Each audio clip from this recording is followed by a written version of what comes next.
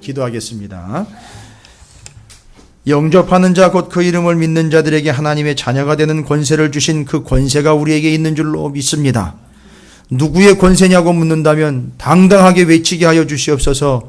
우리를 다스리고 계시는 하나님의 권세라고 쪼그라들고 숨어들고 외면하거나 변명하지 않고 오직 그 하나님의 권세를 외쳐 부르짖을 수 있는 우리가 되게 하여 주시옵시고, 그 권세의 이름과 능력으로 인하여 병 고침은 물론이거니와 모든 문제의 해결과 세상의 유혹과 미혹들을 넉넉하게 이겨낼 수 있는 참 그리스도인들인 우리가 되게 하여 주시옵소서. 이 오후 시간에는 하나님의 권세를 더 깊이 살피게 하여 주시옵시고, 그 권세와 다스림을 거부하는 자들에 대한 또 다른 말씀인 성경의 말씀을 통하여 하나님의 권세와 다스리심이 이 땅 가운데 이루어지기를 간절히 원하며 기도하는 자리가 되게 하여 주시옵시고, 그 권세를 인정하며 주님께로 더 나아가는 복된 자리가 되게 해 주시옵소서. 누구의 권세냐고 수도 없이 물어왔지만 그러나 우리는 모른다고, 내지는 내 알 바 아니라고, 내지는 글쎄요라고 대답만 하고 머뭇거리기를 일쑤였습니다. 이제는 하나님의 권세, 우리 구주 예수 그리스도의 권세라고, 하나님의 다스림이라고 당당하게 외치며 부르짖을 수 있도록 주님 성령으로 충만케 하여 주시옵시고, 말씀과 믿음으로 풍성케 하여 주시옵소서. 이 시간에 함께한 주의 성도들을 위하여 부족한 종이 축복하며 기도하나이다. 육신의 연약함으로 인하여 곤고함을 당하고 있는 이들 주님 다스려 주시옵시고, 에베네셀로 역사하여 주시옵시고, 삶의 곤고함과 고민과 관계의 문제로 인하여 고민하고 있는 이들 주님을 변방에 모시지 않고 더 가운데 그 핵심과 중심이 되어서 에베네셀의 역사를 경험할 수 있도록 허락해 주시옵소서. 세상의 모든 문제들로 인하여 혹시라도 고민하며 질문하고 있는 이들이 있다면 주님 바로 오늘의 말씀을 통하여 그 변방신앙을 버리고 핵심과 중심되고 깊어지는 주 예수 그리스도와의 관계를 위하여 주님께로 더 가까이 나오는 하나님의 거룩한 백성들이 되게 하시고 에베네셀의 삶이 되게 해 주시옵소서. 감사드립니다. 더욱더 말씀을 통하여 더 가까이 더 깊이 더 중심으로 들어가는 오늘의 말씀이 되게 하여 주시옵시고 나눔이 되게 하여 주시옵소서. 감사드립니다. 우리 구주 예수 그리스도 이름으로 간절히 기도 올리옵나이다. 아멘. 할렐루야. 예, 옆에 있는 분 축복하도록 하겠습니다. 자, 뭐라고 축복하느냐 하면 질문으로 축복합니다. 도대체 누구의 권세입니까? 라고 한번 질문해 보시죠. 대답도 해 보셔야죠.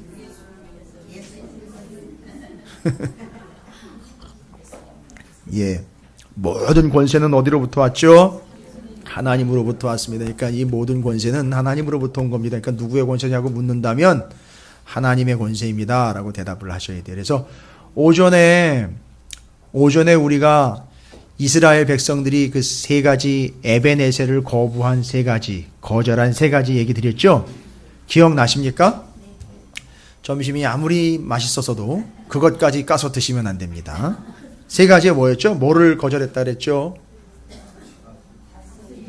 하나님의 다스림을 거절했고요. 두 번째는요, 하나님의 경고를 거절을 했습니다. 세 번째는요, 하나님이 주신 사명을 거절했어요.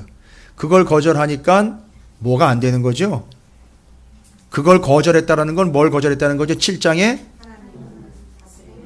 에베네셀을 거절한 거라 그랬죠.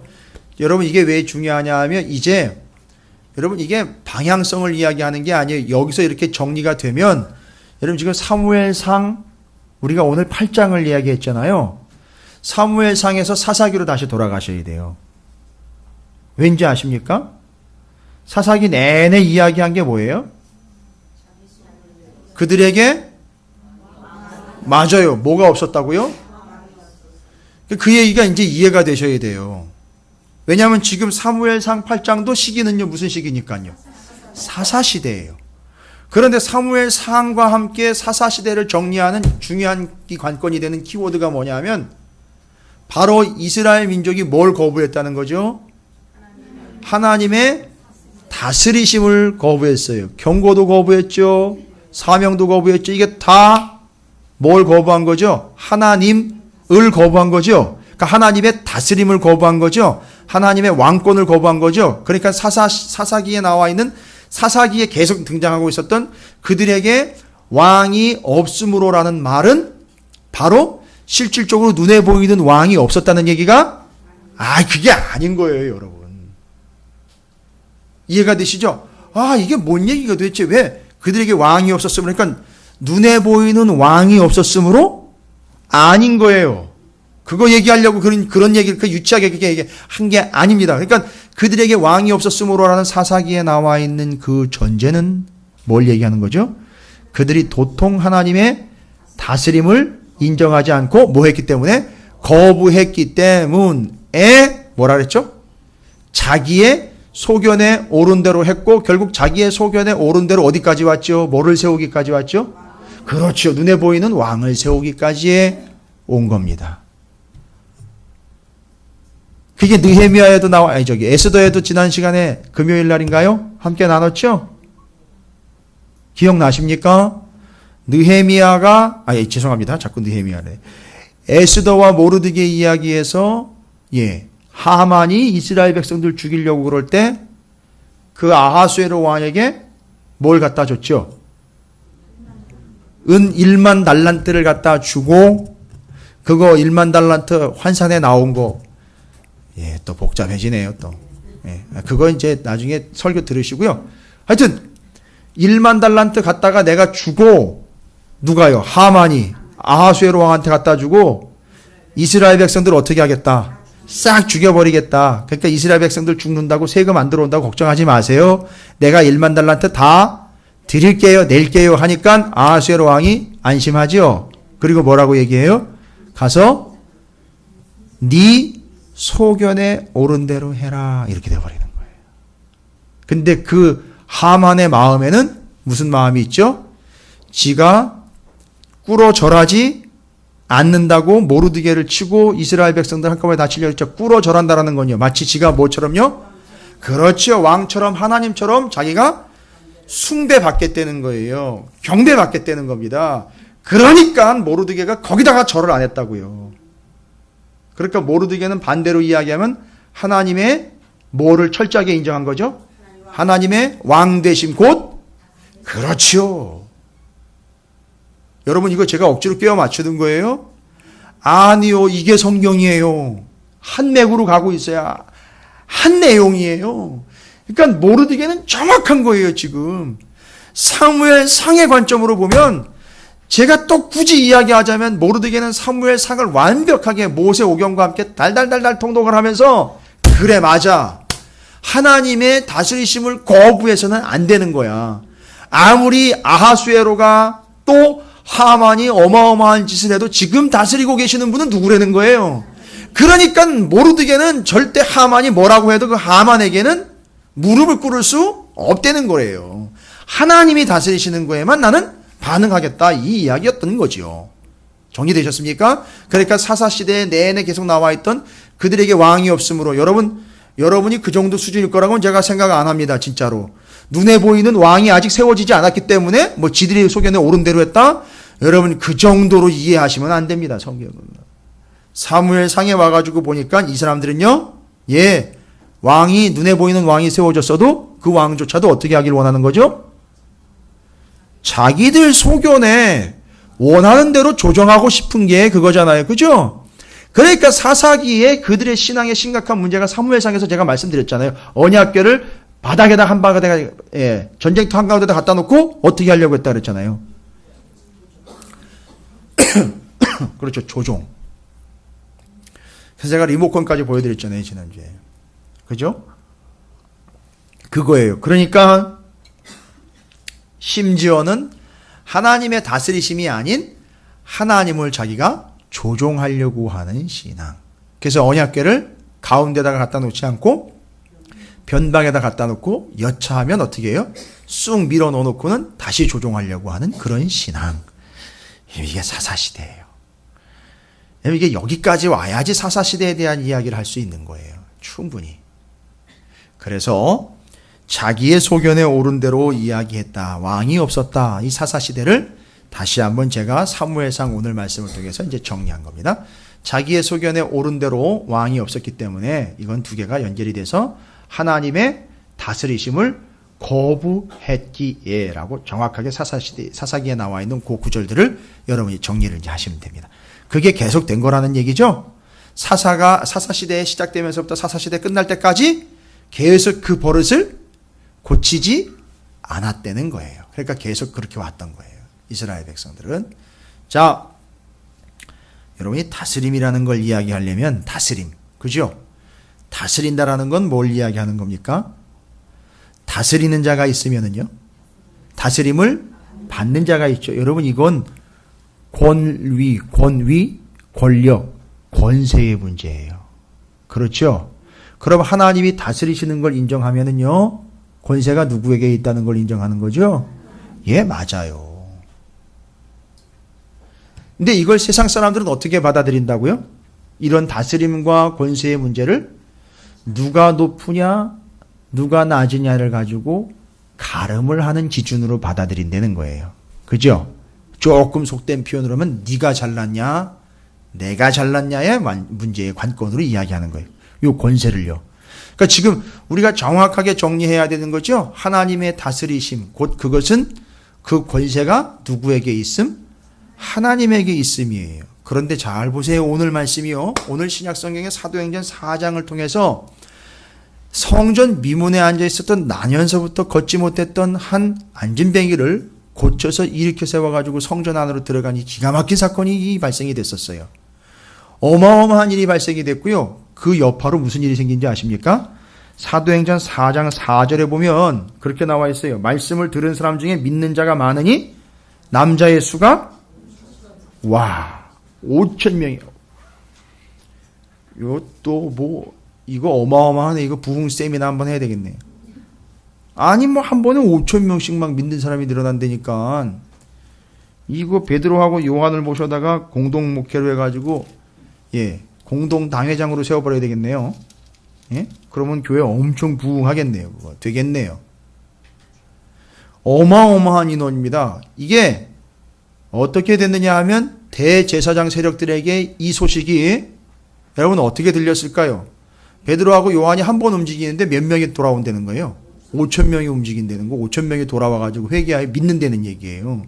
그러니까 이 소식이 들어오죠. 대제사장들에게. 그럼 그 사람들이 회개하여 그 말씀, 그 복음을 믿고 돌아왔다는 얘기는요. 이 한 번에 돌아온 5,000명들이 어떻게 된다는 거죠? 대제사장들 입장에서 보면 대제사장들의 입장에서 보면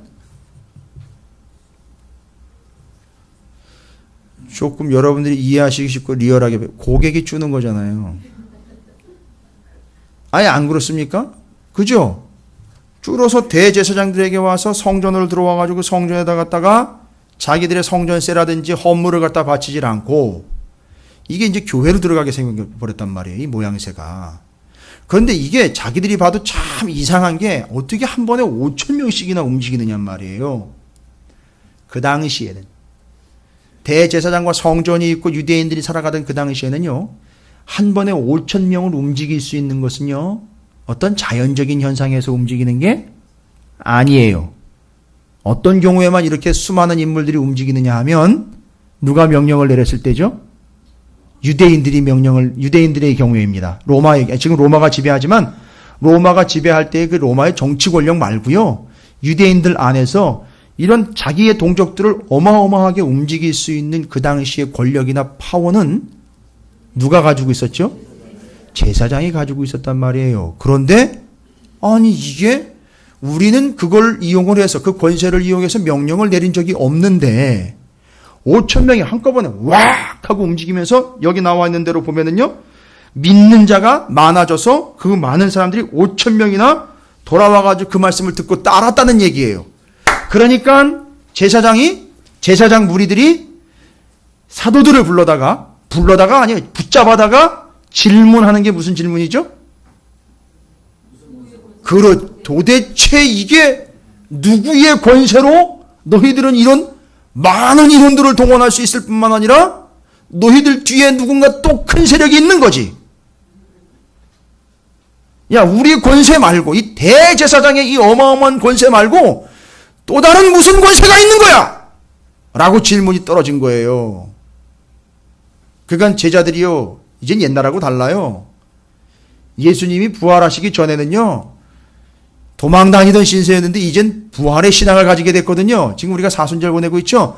부활 신앙을 가진 제자들이요, 그것도 몰라? 이렇게 나오는 거예요. 여러분 요한복음 1장 12절을 보십시오. 찾아보십시오. 요한복음 1장 12절입니다.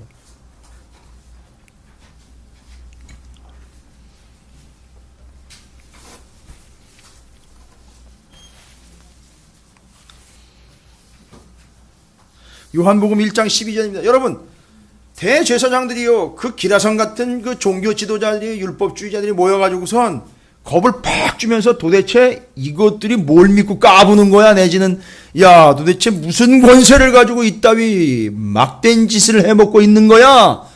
겁을 줘서 뭐 움직이지 못하게 하든지 하여튼 뭐, 이걸 좀 명확하게 뭐 하겠다는 거죠? 서열을 정리하겠다는 거죠? 예, 누가 제일 높다라는 걸 좀 드러내려고 하는 거죠? 자기들이요, 우리가 최고의 권세자들인데 니들 이거 이러면 안 된다는 거잖아요. 그래서 얘기하죠. 그런데 이때 여러분에게 물어봤다면요, 여러분, 권사님, 아니 권사님이라 그러지도 않겠죠. 그들은 어이 뭐 권사, 그 도대체 뭘 믿고 그러는 거야? 그럼 누구의 권세인 거야 도대체? 라고 물으면은, 예, 우리 김성호 목사님의 권세입니다. 땡! 아니에요. 그 답 아니에요. 큰일 납니다. 그거 죽어요. 그 정답 아니에요. 그냥 쫓아와가지고 내가 더 큰 교회야 이러면서 눌러버려요. 그러면 그거 안 된다. 그런 대답하면 안 돼요. 그때 누구의 권세냐고 물어보면 이거 대답하셔야 돼요. 요한복음 1장 12절이요. 뭐라고요? 함께 있습니다. 시작. 영접하는 자 곧 그 이름을 믿는 자들에게는 하나님의 자녀가 되는 권세를 주셨으니. 할렐루야. 옆에 있는 분 축복하세요. 당신은 권세자요 권위자입니다 라고 축복하십시오. 누구의 권세요? 누구의 권위예요? 그러니까 그 다스림에 순종해야 되는 거예요. 우리는요. 그러니까 그런 물어보면 이거예요. 나는 아니고요, 내가 믿는 하나님의, 내가 믿는 예수 그리스도의 권세 때문입니다. 그분의 다스리심 때문입니다. 누가 묻거들랑 그렇게 하세요. 저도 이럴 줄 몰랐네요. 이 권세가 이렇게 큰 권세인 줄 몰랐네요. 지 잘났다는 권세가 아니라 나를 다스리시는 이 은혜가 너무 커서, 에베네셀의 은혜가 커서 그 권세에 복종하지 않을 수가 없네요 라고 이야기하는 게 이 사도들의 대답이에요. 잘난 척하는 게 아니라 그 권세는 곧 은혜더라 이런 얘기예요. 와, 이건 겪어본 사람만 하네요. 그 은혜가 곧 그 권세더라, 그 권세가 곧 그분의 은혜더라 라는 거예요. 그래서 그거 얘기하는 겁니다. 하나님의 자녀가 되는 권세를 주셔서 내가 그 권세입니다. 그러니까 감히 누구의 권세로? 이럴 때 제사장들은요, 야, 우리 권세 말고 더 센 권세가 어디 있는 거야 했더니만 완전히 찌그러지게 되죠. 뭐라 그랬어요? 대답이요, 하나님의 권세요 라고 탁 얘기, 예수의 권세요 라고 탁 얘기를 해버린 거예요. 그러니까 이제 제자들이 이야기하는 거는 너희의 권세는 이제 뭐 했던 거죠? 끝났다. 너희의 권세는 이제 끝났다. 각오해라가 아니라 너희들도 어떻게 하라는 거예요? 너희들도, 대제사장 너희들도 그 권세에, 그렇죠, 꿇어 굴복하고 너희들도 그 권세를 믿어 하나님의 자녀가 되어 구원을 얻어라 라고 이야기하는 게 누구의 얘기예요? 이게 제자들이 하는 얘기예요. 제자들이 누구의 권세냐라고 물어볼 때 이게 권세 문제의 결정이에요. 결정체입니다. 여러분, 권세 이랬는데, 그죠? 우리도 찬양했잖아요. 예수님 권세, 내 권세. 그죠? 그런 찬양을 많이 했는데, 세상은 누구의 권세가 더 높으냐, 세냐를 감지하려고 하고 재고 비교하려고 할 때, 하나님의 자녀가 된 권세를 가진 이들이 그들에게 정확하게 답을 줬어요. 누구의 권세다? 하나님 아버지 우리 구주 예수 그리스도의 권세로, 그것이 은혜가 되어 나는 지금 그걸 전하고 있을 뿐이지 갑질하고 있는 게 아니요 라는 걸 얘기하는 거예요. 근데 지금요, 제사장들은요, 지금 자신들의 권세를 가지고 뭐 하고 있는 거죠? 갑질을 하고 있는 거예요. 그러면요, 그 당시에 이렇게 제자들을 붙잡아다가 막 협박을 하고 윽박지르고 심지어는요 어떻게 할 수도 있죠? 감옥에다가 가두고 무슨 일이 있었는지 아십니까? 그들이요 대제사장들이요 스데반 야고보를 죽여버렸어요. 그리고 그 권세 아래에 있다가 그 권세 아래에 있다가 튀어나간 한 놈이 있어요. 그 죽일 놈. 배신자. 그 권세 아래에 있다가 그 대제사장의 권세의 증표인 공문을 가지고 다메섹으로 가 예수 믿는 놈들 잡아 죽인다고 막 가다가 진짜 권세가 뭔지를 알아보고는 그 권세 아래를 그냥 팍 꿇어버렸잖아요. 기억나십니까? 눈이 멀어서 꿇어버린 게 아니에요. 그 권세 아래 그냥 확 꿇어버린 거라고요. 누구죠? 바울이요. 그 바울이요 배신자라 그래가지고 이 권세에 불복종해가지고 배신한 놈이다 이래가지고 자그마치 30년 동안 그죠? 40에 하나 감한매를 몇 번 맞은 거예요? 40에 하나 감한매를요. 50인가요? 40 맞죠? 40에 하나 감한매를 몇 번씩이요? 이 본문에 다 나와 있습니다. 이제 조금 이따 제가 살펴볼 거예요. 그렇게 사도 바울을 30년 동안이나 줄창 두들겨 팬 자들이 누군 거예요? 대제사장 세력들이 뭐 때문에요? 우리한테 뭐가 있다고요? 그런데 제자들은요?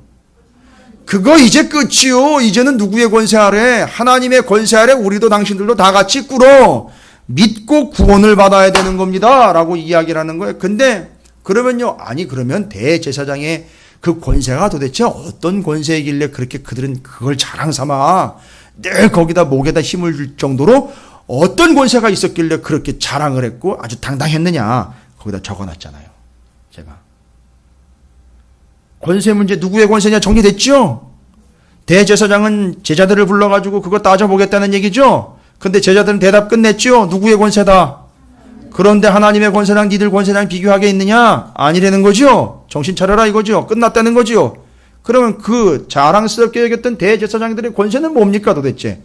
도대체 무슨 힘이, 뭔 파워가 있었길래 그렇게 잘난 척을 한 거고 그렇게 높은 데서 목을 꼿꼿하게 세워가지고 깔아보면서 사람들을 괴롭혔던 겁니까 도대체? 처음에 여러분 교회가 누구의 핍박을 받았죠?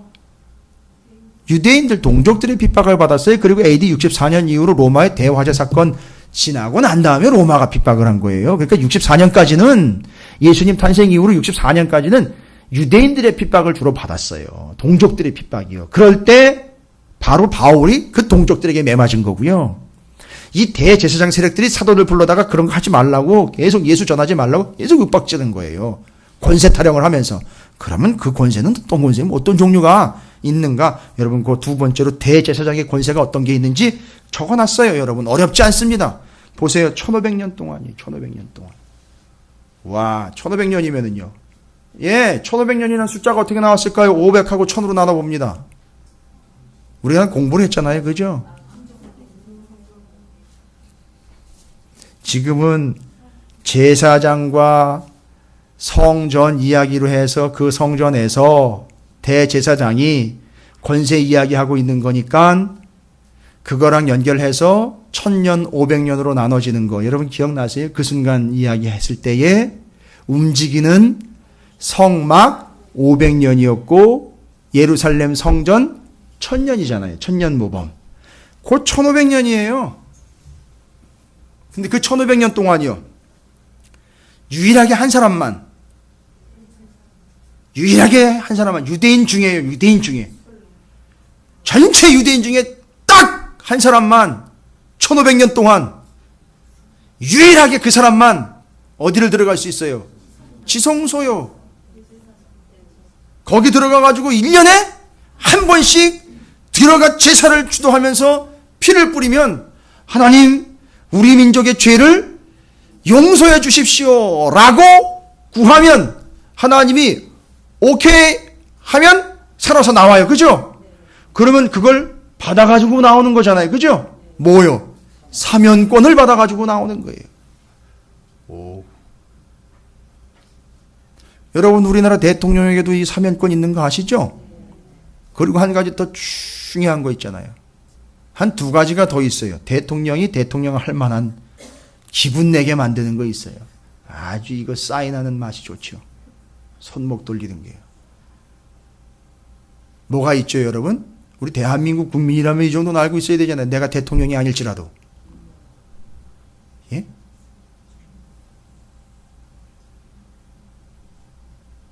정부의 일꾼들을 세워서, 그렇죠, 임명권 있잖아요. 아, 그것도 누구 사인해가지고 또 세우는 거, 임명권. 그 다음에 지금 여기, 그렇죠, 이제 임기 말쯤 되면 이렇게 왜, 여러분 이 사면권이 얼마나 큰 건지 아십니까? 요 사면권이 발동해가지고 사인이 되면 이 사람은 어떻게 돼요? 여러분이 범죄하면 그것 때문에 그것이 어떻게 되죠? 기록에 남잖아요. 왜 호적에 이거 간다 그러잖아요. 그런데 이 사면권이 발동이 되면 그 모든 기록이 어떻게 돼요? 싹 지워지는 거예요. 아무런 흔적도 없어요. 여러분 이게 사면권이에요. 그게 대통령한테 있어요. 그리고요 또 한 가지 중요한 게 있어요. 입법부와 관련돼서 거부권이 있어요. 와. 근데 뭐 대통령 이야기할 때 뭐 대통령이 청와대에서 나와서 청와대로 돌아갈 때 빨간불은 한 번도 안 본다. 뭐 이런 거 가지고 대통령 할 만하다. 뭐 이런 거는 좀 유치하잖아요. 그죠? 어마어마하잖아요. 아니 그러면 생각을 해보세요. 이 사면권이라는 게요. 전체 이스라엘의 백성들의 죄를 대표로 들어가 가지고 사면권을 얻어서 나온다. 와, 이 생각만 해도 엄청난 위치에 있는 거죠. 그러니까 아하수에로 왕이 누구의 복장을 본따 입었어요. 제사장의 복장을 화려한 걸 본따 입고 내가 이 정도야 하면서 그 복장을 카피했잖아요. 그죠? 요즘 같아서는 그 카피했다고 더 대서특필될 텐데 그건 줏대도 없이 남의 나라 제사장 복장을 이렇게 카피해가지고 입었다고. 요 얼마 전에 누구 연예인이 디자인을 뭐 카피를 해가지고 중국서 뭐 이랬던 얘기가 나왔는데 요즘엔 뭐 소설 카피에다가 뭐 음악 카피에다가 죄송합니다 책 카피에다가 뭐 설교 카피에다가 막 카피 문제가 많이 나와가지고 고민하다. 그런데 그 아하수에로 왕이 복장을 카피를 했단 말이에요. 너무 화려하니까 제사장의 복장이. 자. 그렇게 1500년 동안이나 대제사장이요. 1년에 한 번씩 들락날락거리면서 사면권을 얻어냈습니다. 대단한 거죠? 그 말하자면요. 자기가 사면을 청구하러 들어갈 수 있다는 거 아니에요. 혼자만. 아, 대단하죠. 그리고 이 도피성과 연결이 돼서 대제사장은요. 도피성을 관리하는 책임이 있잖아요. 그래서 글로 도망가는 사람은요. 절대 언제까지 대제사장이 죽을 때까지 절대 나올 수 없어요. 아니 내주질 않아요. 바깥에서. 아무리 기다리고 있어도. 그리고 대제사장이 죽으면 이 사람은 사면이에요. 이 사람은요. 정말 대제사장은요. 뼈까지 다 쓸모 있는 사람이에요. 싹 마치 명태 같은 사람이에요. 진짜. 근데 명태가 없어요. 이 사람은. 죽어서도 효과를 발휘하는 사람. 야 정말 예수 같은 사람으로 예표가 됐잖아요. 그죠? 그러니까 자기가 죽으면 그 도피성에 있는 사람이 해방이 되는 거예요. 자기의 죽음으로 그 죄값을 치렀다 치고 내주는 거예요. 여러분 딱 맞아 떨어지잖아요. 예수 그리스도와. 그래서 히브리서에서는 그 예수 그리스도를 대제사장이라고 표현을 한 이유가 거기 있는 거예요. 이런 개념도 모르고 맨날 예수를 대제사장이라고는 그러는데 이게 뭔 개념인가. 6월절 어린 양 같이 이게 하나님의 어린 양이라는데 그건 또 뭔 얘기인가. 그냥 뜬구름만 잡다가 그냥 내가 양인지 네가 양인지 이래도 그냥 가는 거예요. 네. 그 다음에는요. 대제사장의 특권이 뭐가 있습니까? 야, 유대인들이 6월절, 오순절, 초막절에는 예루살렘으로 다 모이는 거 아시죠? 성전 와가지고요. 제사 드리는 거 아시죠? 이때 올 때 뭐 냅니까? 성전세요. 성전세. 성전세 얼마씩 내는지 아세요? 올 때마다? 예? 반세겔. 반세겔. 반세겔씩 내요. 올 때마다. 그 다음에 20세에서 60세까지 헌신된 이스라엘 남자 장정 경우 하나님 앞에 드려진 인물이다라는 걸로 몇 세겔 내게 돼 있죠? 레위기에 나와 있는데요. 이건 아하수에로도 알았던 거, 아니 하만도 알았던 건데요.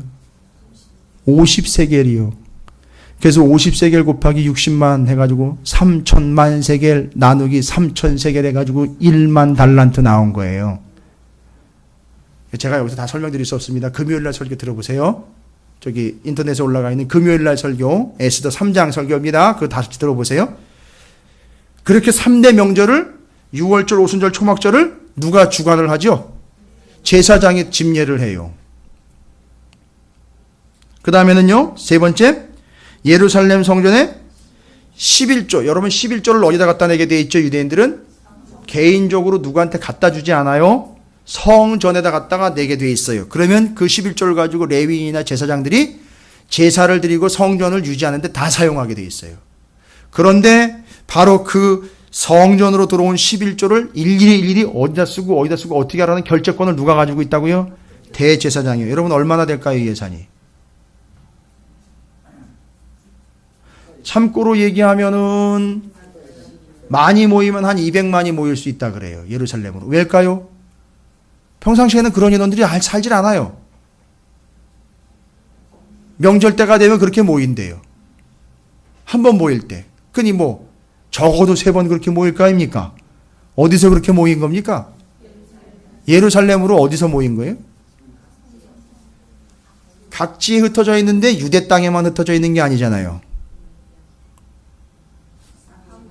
남의 나라에 피해를 봐가지고 끌려갔다가 돌아오지 못하고 각 세계에 흩어져 있는 디아스포라 유대인들이 다 평상시에 그렇게 살아가고 있다가 그 절기만 되면 다 예루살렘으로 모이는 거죠. 그들의 마지막 꿈이 뭐일까요? 노년의 꿈이 뭘까요?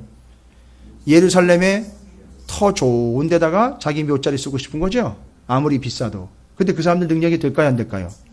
디아스포라 유대인들이 유대 땅에 살고 있는 유대인들 말고 디아스포라 유대인들이 재산이 어마어마했어요. 뭐를 잘했어요, 이 사람들이? 장사를 잘했어요. 그래서 그 돈이 많았습니다. 그래서 그 돈이 어디로 들어오는 거예요? 예루살렘으로 들어오는 거예요. 절기 때마다 와가지고 헌금하니까. 그 어마어마한 금액을 누가 결제를 한다고요? 대제사장이요. 야, 그러니까 여러분, 사람한테 힘하고 돈 있으면은요, 무서울 게 없는 거예요. 안 그렇습니까? 여러분, 그러니까 저한테 돈하고 힘 주시면 안 돼요. 어떻게 될지 몰라요, 사람은. 순식간에 돌아버립니다. 끝나는 거예요.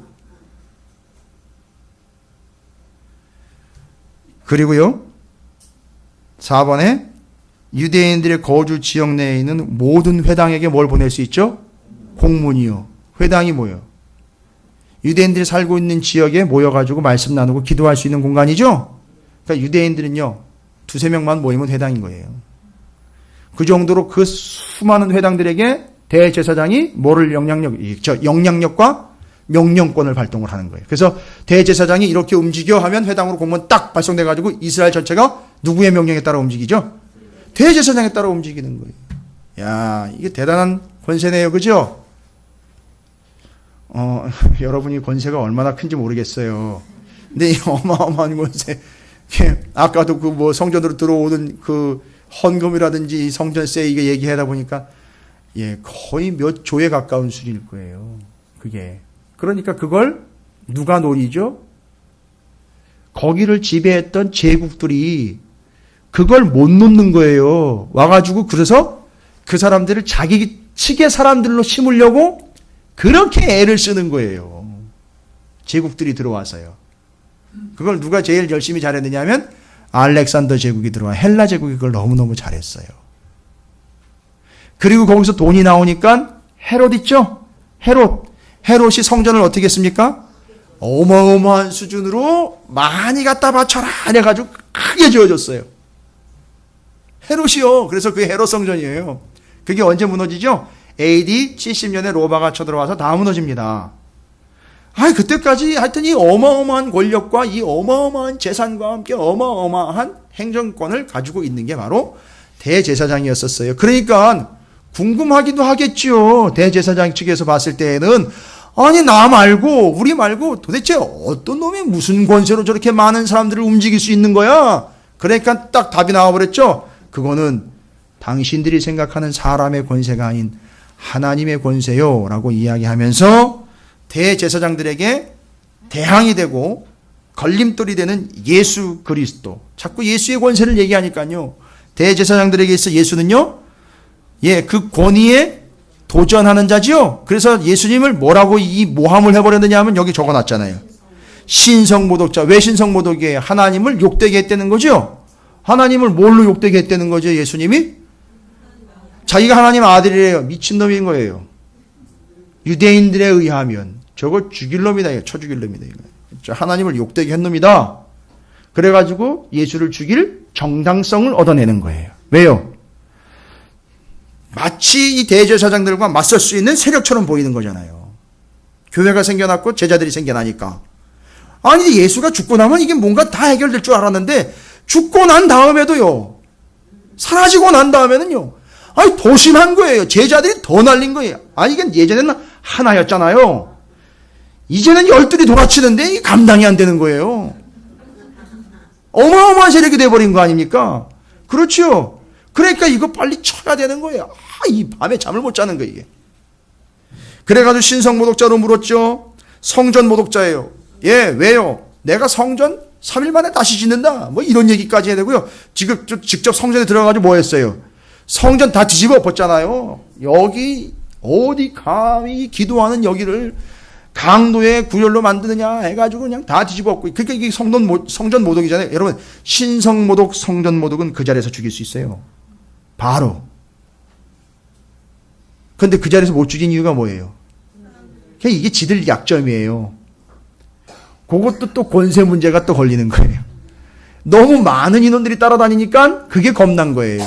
이게 약점입니다. 이게 그 사람들 약점이에요. 그리고는요, 예수님에 대해서 제자들에 대해서 뭐라 그래요? 속이는 자, 뭐래요? 부활을 속이는 자. 그래가지고 뭐라고 얘기했습니까? 저거 무덤을 지켜야 된다고, 저거 시체 훔쳐가고는 부활했다고 속일 수 있다라고 해서 속이는 자들이라고 얘기를 해버렸다. 매도를 해버렸단 말이죠. 그러나요, 예수님은요, 어떤 분입니까? 부활의 첫 열매가 되셨어요. 그게 대제사장들이 보는 예수와 제자들이 보는 예수예요. 두 개를 제가 연거푸 기록을 해놨어요. 그래서 대제사장들은 권세를 가지고 무너뜨리려고 하는 거지만 제자들은요, 뭐 하려고 하는 거죠? 제가 반대로 다 적어놨어요. 대제사장들이 예수에 대해서 그렇게 매도하는 것과 제자들이 예수에 대해서 유일한 권세의 완성자로 이야기하고 있는 걸 얘기를 제가 대조를 거기다 적어 놓은 거예요. 이해가 되시죠? 그래서 진짜 권세가 누구냐? 예수 그리스도라는 걸 정리를 끝냈고, 그 다음에 제자들이 이 산헤드린 공회에 가가지고 여기 제사장들이 모여있는데 가가지고 뭐라고 얘기했어요? 당신들의 이 모든 권위와 그 모든 권한과 그 모든 행동권은 이제 주님 안에서 다 끝났다. 뭐가 됐다? 이제는 유효기간이 지났다. 이젠 더 이상 필요 없게 되었다. 탁 이 이야기를 해버리니까 난리가 난 거예요, 여러분. 여러분은 별로 심각성이 지금 잘 안 전달되는데 그 대제사장의 권세 네 가지가 다 끝났다는 거예요. 정리 끝났다는 거예요. 이제 필요 없다는 거예요. 쓸모 없다는 거예요. 그리고 너희들도 예수 믿고 구원 얻으라는 얘기인 거예요. 여러분 이걸 보면 요즘 오늘 이야기하잖아요. 심지어 우리가 길거리를 가다가도요, 정말 허름한 사람한테 당신 예수 믿고 구원 받으시기 바랍니다. 이래도요, 그 얘기를 들으면요, 괜히 발끈해가지고 너나 믿든지 나는 지옥 가도 괜찮아, 이런 식으로 막 대들어요. 아니 세상에 이런 사람들도 참 우습게 보고 덤비는데 대제사장이 어마어마한 권세를 가지고 있는 자들이 그걸 전한다니까 난리가 난 데다가 제자들은 정확하게 콕 집어가지고 더 심각한 얘기를 하는 거예요. 너희들 이제 성전 안에 지성소 안으로 들어갈 필요 없다는 거예요. 그건 몇 년 동안 해왔는데요. 1500년 동안. 그리고 이제 뭐 여기서 성전에서 뭐 예물 받고 뭐 헌금 받고 이러는 것들, 성전세 받고 이러는 것들, 이제는 그들이 가지고 있는 게 일부를 바치는 게 아니라 이제는 우리를 구원해 준 예수님께 다 우리는 삶을 아예 싹 다 갖다 바쳤다. 이걸로 끝내는 거예요. 거기다가요, 부활을 속이는 자라고 이야기했죠. 시체 안 훔쳐갔습니다. 우리 속이지 않았습니다. 예수님은 부활의 첫 열매예요. 하늘과 땅의 모든 권세를 가진 자라는 거 아시지 않습니까? 정확히. 그러니까 당신들의 권세가 아무리 세다 하더라도 하늘 아래, 예, 그냥 먼지일 뿐이요. 진짜 권세는 예수 그리스도로 정리 끝내고, 당신들 지금까지 했던 거 다 이제는 유효기간 지났으니까 정리하세요. 그리고 받아들이시고 구원 받으세요. 이 얘기 큰 거예요. 지금 제자들이 얘기한 게. 그러니까 이 이야기를 듣고 이 대제사장들이 한 짓이 뭡니까? 바로 그 복음을 굳이 전하려고 애쓰는 본보기로 누구요? 스데반과 야고보를 죽여버리고, 죽일 수 있었어요. 이 죄목을 뒤집어쓰서 죽인 거죠. 스데반 죽을 때 누가 나섰어요?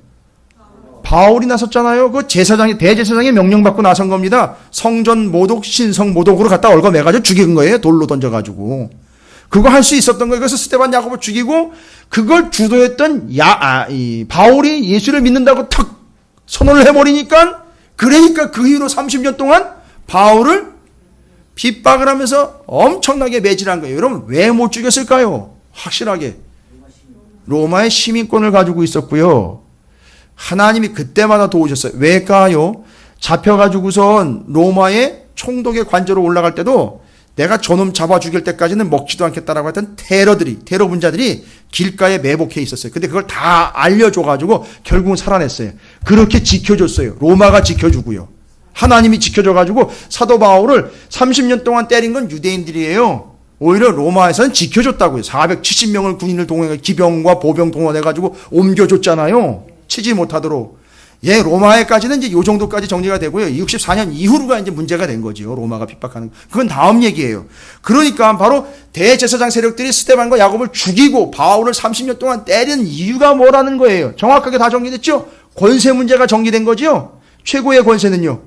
대제사장의 권세가 아닌 하나님 우리 구주 예수 그리스도의 권세니까 이제 대제사장 너희의 권세, 너희의 직분이 뭐가 되겠다? 끝났다. 유효기간 지났다라고 탁 정리를 해보니까 그거에 발끈해서 대제사장들이 이제 두 가지를 했죠. 첫 번째는요. 스데반과 야고보를 죽였죠. 그 다음에 바울 사도를 30년 동안 때렸죠.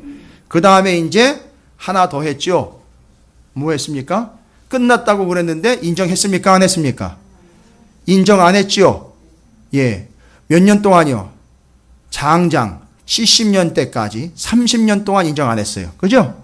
한 3, 40년 동안 인정 안 하고 계속 로마가 쳐들어가지고 성전 무너질 때까지 뭐 했죠? 그러면 정확하게 이야기하자면 뭐 시간상으로 보면 대충 33년에 어떤 일이 발생됐죠? 성전 안에서? 휘장이 위로부터 아래로 찢어져서 이제 더 이상 소용없음 딱 선고 났지요. 그런데 33년부터 70년까지 대제사장들은 스데반 야고보 죽이고 바울 사도 30년 동안 매질하면서 한 가지 더 한 거 있죠. 뭘 했죠? 성전 휘장을 꼬매가지고선 40년 동안 계속 들락날락거린 거예요. 이해가 되십니까? 그러니까 받아들였다 안 받아들였다? 안 받아들였다. 오늘 이스라엘 백성들이요. 하나님의 다스림을 받아들였다 안 받아들였다? 안 받아들였다. 그거랑 같은 맥락이에요. 안 받아들인 거예요. 그래서 그걸 여기서 지금 사도행전 30년의 역사를 요 질문을 가지고 정리를 끝내는 겁니다. 사도행전 30년의 역사는요. 사도행전과 함께 사도 바울이라는 인물이 등장하잖아요. 아니 왜 사도 바울이 등장했어요? 다른 제자들은 전도 안 한 겁니까? 예? 왜 사도 바울 이야기만 나오고 왜 사도 바울의 서신서만 10권이나 기록되어 있고 물론 다른 제자들도 기록은 돼 있으나 주로 사도 바울이 다 전도하면서 다닌 게 기록되어 있어요. 뭐예요? 샘플로 기록한 거잖아요. 대표적으로 바울이 이렇게 했다라는 걸 대표 샘플로 기록을 한 게 바울 서신 13권과 함께 사도행전의 일정을 연결을 해서 사도행전 30년이 정리가 된 거예요. 그 분위기가 뭐라고요? 바로 그게 그리스도인과 예수 그리스도와 그리스도인의 탄생이라는 게 분위기란 거예요. 그때가. 그래서 사도행전 30년 동안에 이 일이 발생되는 겁니다. 대제사장들이 스데반과 야고보를 죽였고 바울을 그 30년의 기간 동안 계속 매질을 했어요. 사도 바울이 고통당했던 모습들을 기록한 거 여러분 다 아시죠? 그게 어디 나와 있습니까? 고린도후서에 나와 있잖아요. 보세요. 고린도후서 11장 23절부터 24절. 맨 밑에 나와 있죠? 그들이 그리스도의 일꾼이냐 정신없는 말을 하거니와 나는 더욱 그러하도다. 내가 수고를 넘치도록 하고 옥에 갇히기도 더 많이 하고 매도 수없이 맞고. 여러분 나눠드린 자료의 맨 밑에 나와 있는 성경 구절이에요. 여러 번 죽을 뻔하였으니 잘 보세요. 24절에 유대인들에게 40에서 하나 감한 매를 몇 번이요? 5번. 그 뒤로 이야기 나와요. 계속. 태형 맞았고요. 몽둥이 매질이요. 채찍질이요. 수도 없이 당했다는 거죠. 누가요? 사도 바울이요. 복음을 전하다가. 그러니까 예전에 제가 한마디 드린 얘기 있죠. 주님이 오셔가지고, 저는 그게 참 두렵고 떨려요. 주님 오셔가지고 너 손금 좀 보자. 일을 얼마나 했느냐? 가 아니라 너 등 좀 보자. 이러실 것 같아요. 너 등 좀 보자. 왜요? 누구를 알고 계시니까요, 하나님이. 바울이요. 왜요? 바울의 등을 하나님이 보신 적이 있거든요. 뭐 때문에요? 바울이 그렇게 매질당하고 채찍질당하고 몽둥이찜질 당하고 막 이래가지고 바울의 등을 보면 다 치료받고 다 상처가 아물었어도 등짝이 매련도 없을 거라는 거예요. 제가 이 천국 가서 바울 선생님을 만나면 꼭 한번 좀 보여달라고 그럴 거예요. 제가 의심이 있어서가 아니라 정말 그 등이 얼마나 은혜로운 등인지, 그 얼마나 많이 맞았고 당했습니까? 그 채찍이요. 채찍이 그 끝에 납덩어리가 달려있잖아요. 납고리가. 그래가지고 탁 찍히면 이렇게 싹 감기면서 팍 파고 들어가가지고 어떻게 해죠? 탁 당기면 살점이 뚝뚝 떨어져 나가잖아요. 여러분, 이거 그냥 쉽게 얘기할 게 아니거든요. 그리고 그 매질을 당했으니까요. 매질 당할 때 어떻게 돼요? 뭐 얼굴 갖다 댑니까? 주로 다 숙이면서 등으로 다 막아내잖아요. 그럼 등에 고스란히 다 남아있잖아요. 거기 다 찢기고 피나고. 그래서 이거 이미 말씀드린 거예요. 서양의 신학자 한 분이 레너드 스윗이라는 박사가 제 스승이기도 한데, 그분이 이걸 표현을 하려고, 요걸 표현하려고 한국인 정서에 맞게 요런 표현을 이제 갖다가 썼어요. 여러분 한국 사람들은 가을에 김장 하시는 걸로 제가 알고 있습니다. 김장 끝나고 나면 김장 다 끝나고 그걸 통에다 다 담아 놓으면 넓은 통에 색깔이 어떻든가요? 라고. 불구불구.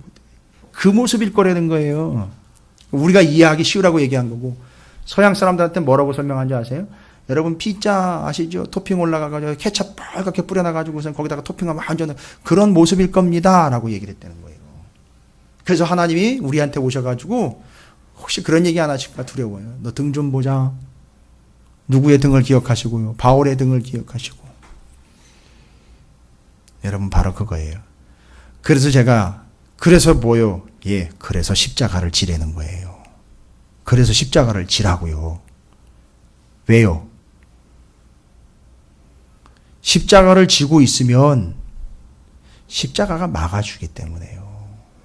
짐인 것 같은데 그 십자가가 너무너무 힘들어가지고 내가 깔려 죽을 것 같은데 그놈의 십자가가 맨날 십자가 지라고 그러는데, 근데 그걸 지고 나니까 채찍이 살을 안 뚫으려는 거예요. 몽둥이가 그냥 십자가에 머물고 거치고 말더라는 거예요. 돌멩이가 나가오다가 십자가가 다 막아주더라는 거예요. 십자가 지세요. 그게 사는 거예요. 오늘 말씀으로 하면 더 가까이 나아가세요. 그게 사는 길이에요.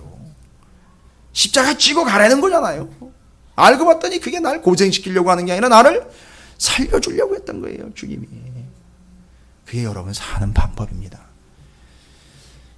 저마다 주님의 십자가를 지시고 바울처럼 그렇게 가시기를 부탁을 드립니다. 그래서 바로 오늘 질문이, 왜 대제사장 세력들은 스데반 야고보를 죽이고 바울을 30년 동안 때렸느냐? 여러분 이게 권세 문제에서 나온 거 아시죠? 그래가지고 사도 바울을 포함한 이 예수님의 제자들이 뭐라고 얘기를 했다고요? 대제사장 세력, 너희들의 이제는 모든 권한이 다 끝났다라고 주장을 해버렸으니까 거기에다가 그냥 기름을 갖다 확 부어버린 거니까 대제사장들이, 그 세력들이 매질하고 죽이고를 감행을 한 거예요. 정리되셨습니까? 이게 사도행전 30년의 분위기예요. 제자들이 그렇게 해서 계속 전하고 다니니까 끌어다가 매질하고 죽이고 위협하고 협박했던 겁니다. 여러분 이 본질적인 걸 좀 여러분 정리하셔야 돼요. 여러분 이 질문은 이 세상 어디에도 없던 질문이에요. 이 질문을 끌어낸 이 목사님도요, 엄청난 은혜와 함께 이 부분이 정확하게 정리가 돼서 우리가 지금 공유할 수 있게 이게 나온 거죠. 이 질문은 학문적인 질문이 아니에요. 철저하게 성경적이고 은혜의 질문이기 때문에 이건 어느 누구도 그냥 쉽게 막 나도 그 정도 질문 좀 만들어 보세요. 좀 가져오세요. 좀 저한테. 만들어서. 이 성경 30년, 사도행전 30년 정확하게 이해를 하고 정확하게 끄집어내고 거기다 대변 답을 주면서 우리가 사도행전 30년을 이해할 수 있도록 아주 기가 막힌 질문으로 나온 거예요. 질문과 답으로 나온 겁니다. 여러분 기억하십시오. 예. 우리가 사복음서는 뭘로 질문을 정리했죠? 왜? 예수님은 사두개파, 바리새파보다 세리와 창기 다른 죄인들을 더 친구로 여겼는가? 왜요? 그들이요. 세리와 창기 죄인들이 더 예수님을 믿었기 때문이에요. 예? 그걸 더 믿었기 때문이에요. 그 믿는 게 뭐예요? 하나님이 우리에게 시키신 일이잖아요. 하나님이 보내신 일을 믿는 게 하나님의 일이라고 했다. 그러니까 일을 너무 잘한 거잖아요. 죄인이지만 그래서 주님은 그들을 친구로 여기신 거예요. 친구의 특징이요. 잘 알아요. 그리고 친구들은요. 예수님이 하신 거예요. 꼭 그들 집에 가가지고 뭐 하셨어요? 같이 밥을 먹었어요. 식구가 되어주신 거잖아요. 그 달리다 굼 있잖아요. 회당장 야이로에. 여러분 거기서 본문을 더 깊이 히브리인들이 이야기할 때요. 이렇게 얘기를 해요. 거기 나와 있는 분위기가 그래요. 달리다 굼 하니까 애를 깨워가지고 야 일어나 이래가지고 갑작스럽게 이렇게 세운 게 아니라 그 부분을 히브리인들의 감정으로 읽으면 얘야 일어나 라고 아침에 물론 조금 너무 오바된 거죠. 예. 집마다 애들 깨울 때 이렇게 깨우지나 얘야 일어나 이렇게 깨우질 않아요. 그죠?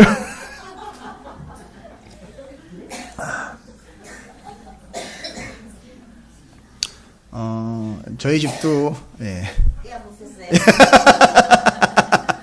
예. 제 아내가 아침마다 전쟁을 치릅니다. 그래도 그거는요. 미워서 깨우는 게 아니죠. 사랑해서 깨우는 거죠. 그러니까 이게 일어나 해서 일어나고 얘 먹을 것 좀 줘라 이런 얘기가 뭐냐면 일어나 그리고 먹을 거 먹고 학교 가야지 이런 개념인 거예요. 그게 달리다 굼의 그 내용이에요. 일어나 그리고 먹을 거 먹고 일어나 가. 아주 아무렇지도 않은데 예수님이 그렇게 깨우신 거예요. 죽은 게 아니고 넘어진 게 아니고 널브러진 게 아니라 그냥 깨워서 얘 일어나 따라 일어나라 그리고 여기 먹을 것 좀 먹고 기운 차려 일어나 이런 거예요. 이게 얼마나 은혜스러운 건지 그렇게만 읽어도 더 큰 은혜가 되는 거예요. 예, 우리 주님이 그런 주님이시고요. 그 권세가 우리의 권세가 됐습니다. 그래서 우리는 세상에 뭐라고 해도 우리는 그 주님의 권세를 이야기하고 선포할 줄 알아야 되는 거죠. 그걸 믿는 거죠. 그런데 그걸 거부하는 대제사장 세력들이 이렇게 죽이고 치고 들어온다는 거죠. 그래 그 사람들은요. 제자들은 정확하게 찔른 거예요. 이제 너희들 끝났다. 너희들도 그 권세를 받아들이고 구원을 받아라 했기 때문에 그런 일이 발생이 된 겁니다. 자, 그럼 질문과 대답 한번 해볼까요? 제가 질문하겠습니다. 여러분 자료 보시고 대답하시면 좋겠습니다. 왜 대제사장 세력들은 스데반 야고보를 죽이고 바울을 30년 동안 때렸는가?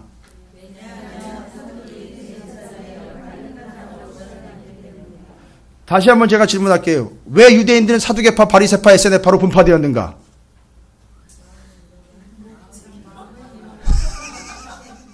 이거 한 건데. 그러니요.